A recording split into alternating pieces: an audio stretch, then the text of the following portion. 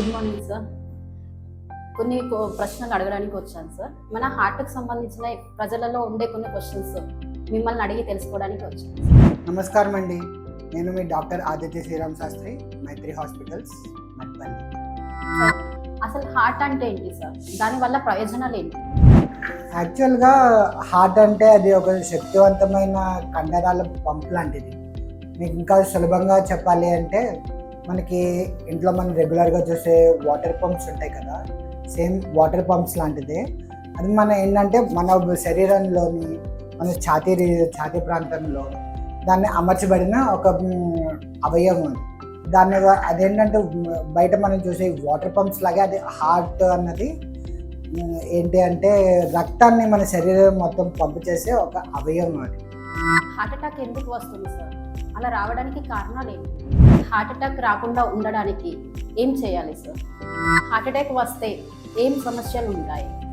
Heart attack అంటేనండి, గుండెకు వెళ్ళే రక్తనాళాలు ఉంటాయి. ఆ రక్తనాళాల్లోని కొవ్వు లేదా కాల్షియం యొక్క పదార్థాలు చేరడం వల్ల గుండెకు వెళ్ళే రక్తము అన్నది నిలిచిపోతుంది. దానివల్ల అక్కడ రక్తం నిలిచిపోవడం వల్ల అది క్లాట్స్గా మారిపోయి రక్త ప్రసరణ అనేది బాడీకి సరిగ్గా జరగదు. ఈ ప్రక్రియనే మనం హార్ట్ అటాక్ అంటాం అన్నమాట.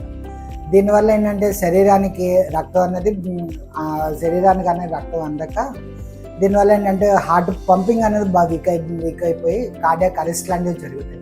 ఇది చాలా ప్రాణాంతకమైన జబ్బు ఇది. హార్ట్ అటాక్ గల కారణాలు అంటే దీంట్లో 2 భాగాలుగా ఉంటాయి. ఒకటి మోడిఫైబుల్ రిస్క్ ఫ్యాక్టర్స్ అని, 2 నాన్ మోడిఫైబుల్ రిస్క్ ఫ్యాక్టర్స్ అని. మోడిఫైబుల్ రిస్క్ ఫ్యాక్టర్స్ అంటే మన లైఫ్ స్టైల్ చేంజెస్ మనం చేసుకోవడం వల్ల ఏంటంటే హార్ట్ అటాక్ని మనం ప్రివెంట్ చేయొచ్చు. అది ఎలాగా అంటే హై బీపీ వల్ల, హై షుగర్స్ వల్ల, హై కొలెస్ట్రాల్స్ వల్ల, స్మోకింగ్ వల్ల, డ్రింకింగ్ వల్ల, వ్యాయామం చేయకపోవడం వల్ల కూడా మనకి ఏంటంటే హార్ట్ అటాక్ వచ్చే అవకాశం ఉంటుంది. హార్ట్ అటాక్ అనేది చాలా సీరియస్ అండ్ క్రిటికల్ కండిషన్ అండి.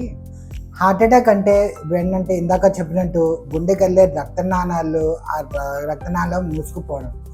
దానివల్ల జరిగే పరిణామం ఏంటంటే ముందుగా ఏంటంటే మన గుండె కండరాలు అన్నవి బాగా దెబ్బతినడం జరుగుతుంది. దెబ్బతిన్న గుండె పనితీరు తగ్గడం, గుండె లయ అన్నది అంటే రిథమ్ అంటారు దాంట్లో చేంజెస్ రావడం, దాని పంపింగ్ అనేది తగ్గిపోవడం. ఆటోమేటిక్గా దీన్ని ఫుల్ శరీరానికే రక్త సరఫరా బాగా తగ్గిపోయి కార్డియాక్ అరెస్ట్కి దారితీస్తుంది. ఆ కార్డియాక్ అరెస్ట్ వల్ల పేషెంట్ వెంటనే చనిపోవడం అనేది జరుగుతుంది. ఈసీజీ టుడికో ఎందుకు చేస్తారు సార్?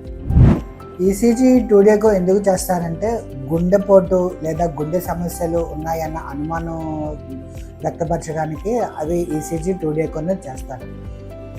గుండె నుంచి ఏంటి అంటే ఎలక్ట్రికల్ యాక్టివిటీని మెజర్ చేయడానికి మనం ఏంటంటే ఈసీజీ అనేది తీయడం జరుగుతుంది. మొత్తం గుండె అంతా ఎలక్ట్రికల్ యాక్టివిటీ ఒకే విధంగా ఉన్నప్పుడు మనకి ఏంటంటే ఈసీజీ నార్మల్ వస్తుంది. మనకి హార్ట్ అటాక్ లాంటి తీవ్రమైన గుండె జబ్బులు ఉన్నప్పుడు ఏంటంటే గుండె కండరాలు దెబ్బతింటాయి. దాని ద్వారా ఏంటంటే ఎలక్ట్రికల్ యాక్టివిటీ అనేది పాస్ అవ్వడం జరగదు. సో దాని ద్వారా ఏంటంటే ఈసీజీలో మనకి మార్పులు అనేవి వస్తాయి. దాన్ని బట్టి మనం ముందుగా ఏంటంటే గుండె జబ్బుల్ని పరిష్కరించడం అనేది జరుగుతుంది. ఇంకా టూడికో అంటారా, టూడికో ద్వారా మనం ఏంటంటే గుండె కదలికల్ని, దాని పంపింగ్ని, గుండె కండరాలు ఎక్కడ దెబ్బతిన్నాయి అనేది మనం ఐడెంటిఫై చేయడానికి అని చెప్పి, గుండె వాల్వ్స్ ఉంటాయి, ఆ వాల్వ్స్లో ఏమన్నా జబ్బు ఉందా అని తెలియడానికి మనం టూడికో అనేది నిర్వహిస్తాం.